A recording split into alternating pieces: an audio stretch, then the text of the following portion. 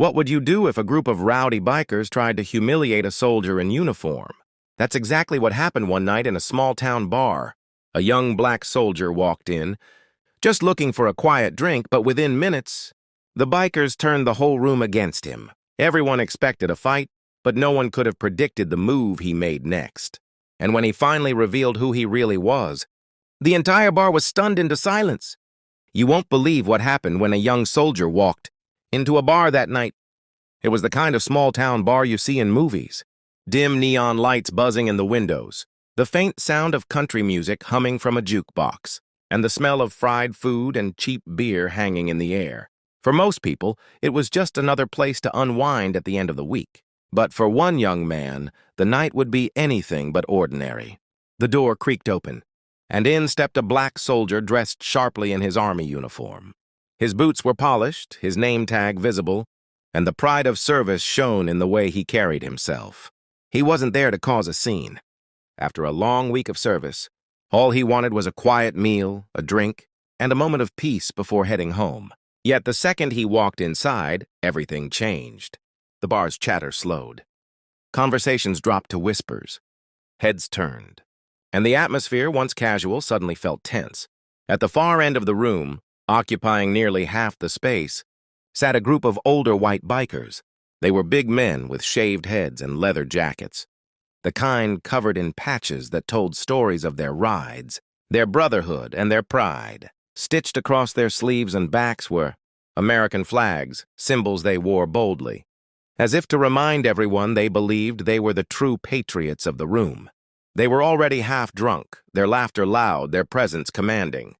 To most of the locals, these bikers weren't just customers.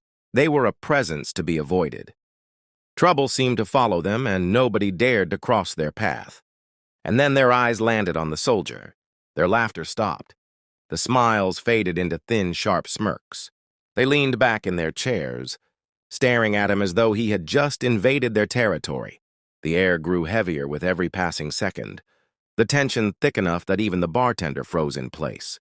The soldier could feel it, the stares, the unspoken challenge, the hostility brewing beneath their silence. He had stepped into the wrong bar at the wrong time, and though he came only for peace, he instantly knew trouble was waiting. The soldier sat quietly at the counter, his shoulders straight, his uniform neat, his presence dignified. He ordered nothing more than a simple drink, trying to keep his head down and avoid drawing attention. But in a bar like this, silence didn't protect you. It didn't take long before the bikers noticed him again. One of them, a broad-shouldered man with tattoos crawling down his arms, leaned back in his chair and let out a mocking laugh. His voice carried across the bar like he wanted everyone to hear. "Look at this guy," he jeered. "Thinks he's some kind of hero just 'cause he's wearing a uniform." The rest of the group broke into laughter, clinking their bottles against the table as if they'd just heard the funniest joke of the night. Another biker, younger but just as rough-looking, muttered loud enough for the soldier to catch. Bet he didn't earn that. Probably picked it up from a thrift store. Their laughter grew louder, sharper, filling every corner of the room. The energy shifted uncomfortably. A few regulars glanced at the soldier, their eyes flicking nervously between him and the bikers. Nobody wanted to get involved. Everyone in town knew the bikers' reputation. They picked fights for fun, and standing up to them usually meant regret. The soldier, however, didn't flinch. He lifted his glass, took a calm sip, and set it back down with steady hands. His eyes remained forward, his posture unshaken. He didn't give them the reaction they wanted, but that silence only seemed to enrage them further. One of the bikers scraped his chair, back with a screech, and pushed himself to his feet. He was older than the rest, with a thick white beard, weathered skin, and a look in his eyes that said he was used to being the biggest man in the room. His boots thudded heavily against the wooden floor as he walked over to the soldier, each step making the bar grow quieter and quieter. When he reached the counter, he didn't hesitate. He grabbed the young soldier by the collar of his uniform and yanked him forward, his voice dripping with contempt. "Tell me, boy," he growled, his words echoing through the silence. "What makes you think you belong in that uniform?" The bar froze. The air was heavy. Every pair of eyes locked on the soldier, waiting for his next move. All eyes in the bar locked on the soldier. The tension was suffocating. The bikers leaned forward, grinning like wolves circling prey. They expected him to lash out, to swing a fist, to give them the excuse they were looking for. That's what they wanted. Violence, anger, humiliation they could laugh about later. But instead, the soldier surprised everyone. He didn't fight back. He didn't shout. He didn't even flinch. With calm strength, he lifted his chin, met the biker's piercing stare, and spoke in a voice so steady it carried across the silent bar. "I wear this uniform because I earned it," he said firmly. "And I'll never let anyone, especially you, make me forget that." His words weren't loud, but they rang like steel. His tone wasn't defiant, but dignified, full of quiet authority. It was the voice of a man who had faced far worse than drunken bullies in a bar. For a brief moment, the biker froze. His grip on the soldier's collar slackened just enough for everyone to notice. His face twitched, caught between anger and uncertainty. He had expected rage, maybe even fear, but what he got was composure, control, and unshakable pride. The crowd began to murmur. A few regulars exchanged glances, nodding slightly in respect. They saw something in the soldier the bikers had, overlooked: discipline, courage, the kind of strength that didn't need fists to prove itself. But that moment of hesitation didn't last long. The other bikers, sensing their leader's authority slipping, scraped back their chairs and stood. Boots stomped against the wooden floor as they closed in, surrounding the soldier like a pack. Their leather jackets creaked as they moved, patches catching the dim neon light. To them, his calm response wasn't the end of the confrontation, it was the beginning.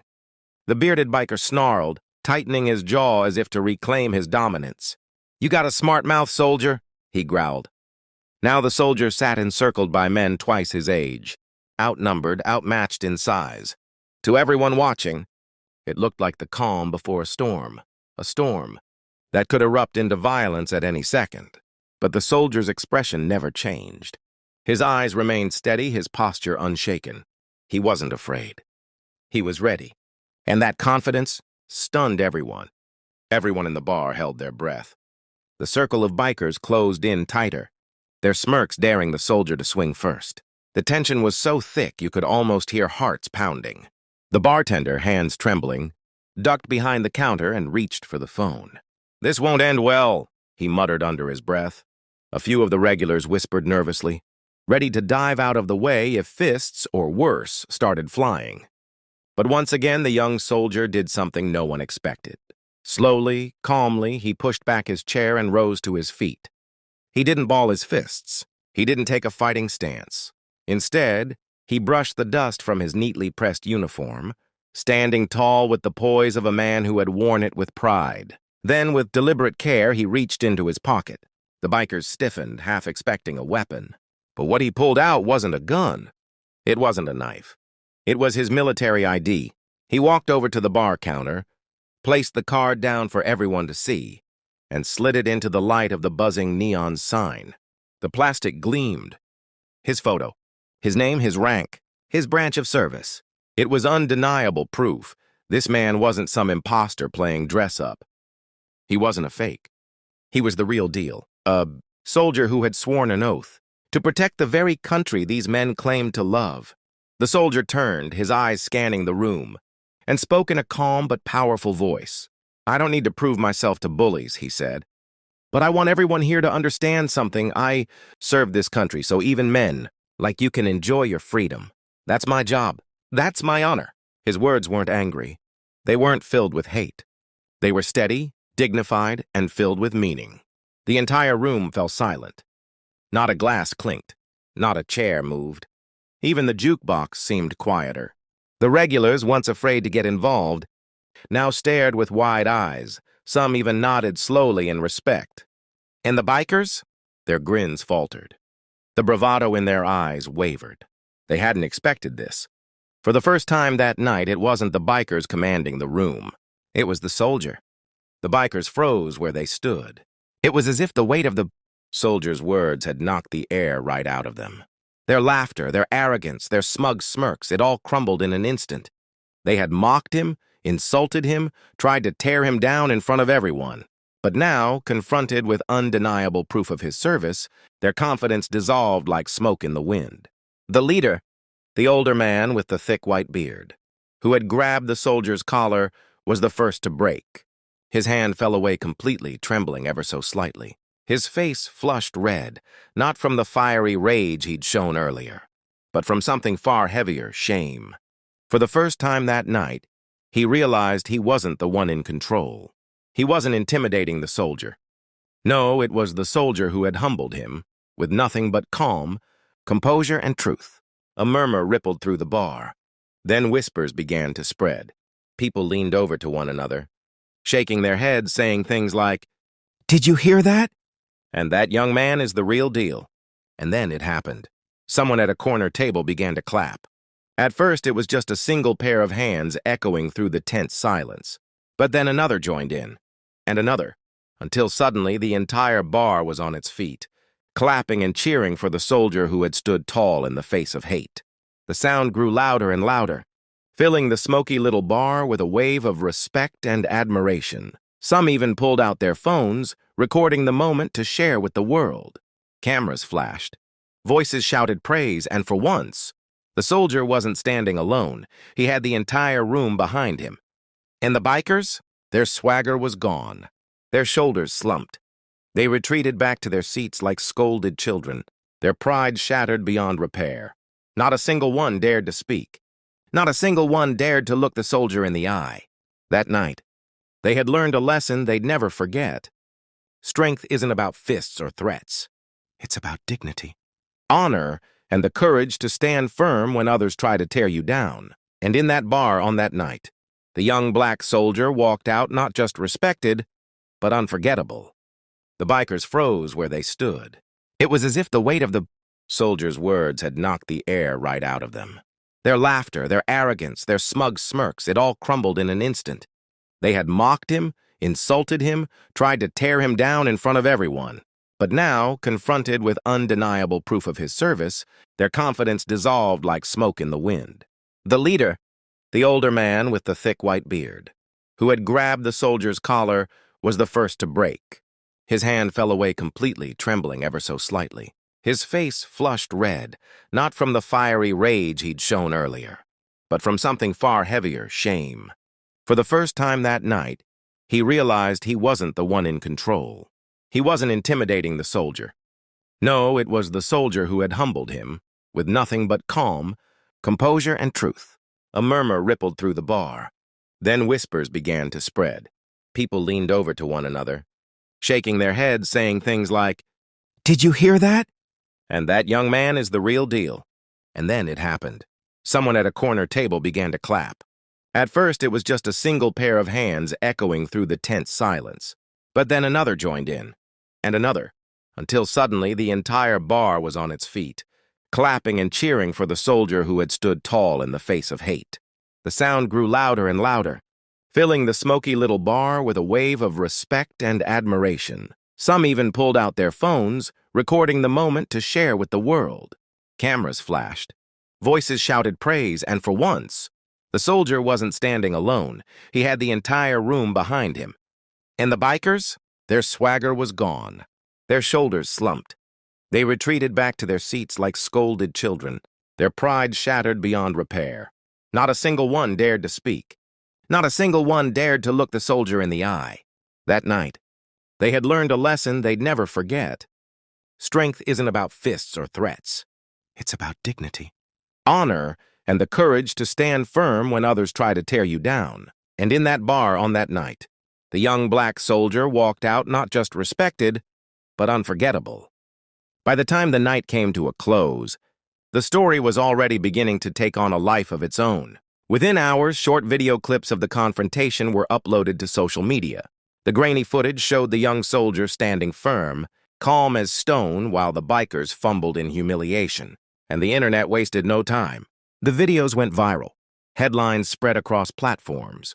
Soldier humiliates bikers with honor. Not violence. Strength isn't about fists. Soldier teaches a lesson in dignity. News outlets picked it up, influencers reposted it, and comments flooded in from people all over the country. Thousands praised the soldier for his composure, for his ability to stand tall without ever raising his voice. And while the soldier's name was soon known nationwide, the bikers' names didn't need to be. In their own town, Their once feared reputation dissolved overnight. People no longer saw them as intimidating or untouchable. They were remembered instead as the men who were silenced, not by a fight, not by force, but by a soldier's truth. Their arrogance had backfired in the worst way possible. For the townsfolk who had watched it all unfold in that bar, the story became one they retold again and again. Parents told their children about the young man who showed that real power. Isn't about anger, it's about character. The bartender, once too afraid to even look up from the counter, shared proudly how he witnessed history that night. And the soldier? He never bragged. He never gloated. He left the bar the same way he entered, calm, steady, and with his head held high. He didn't seek validation, and he didn't need a fight to prove who he was. In fact, he had already won something far more important than a barroom. Rawl, he had earned the respect of everyone who saw, both in person and online. From that night forward, the story was never about the bikers. Their names faded into whispers of shame. The story belonged to the soldier, the man who carried himself with honor, who proved that courage can silence hatred, and who reminded the world that true strength isn't found in fists, but in dignity. And that's the incredible night when a soldier's calm, strength silenced an entire bar of bikers. If you enjoyed this story and want to hear more powerful moments like this, make sure to hit that like button, subscribe to the channel, and ring the notification bell so you never miss an upload. Thanks for watching, and I'll see you in the next one.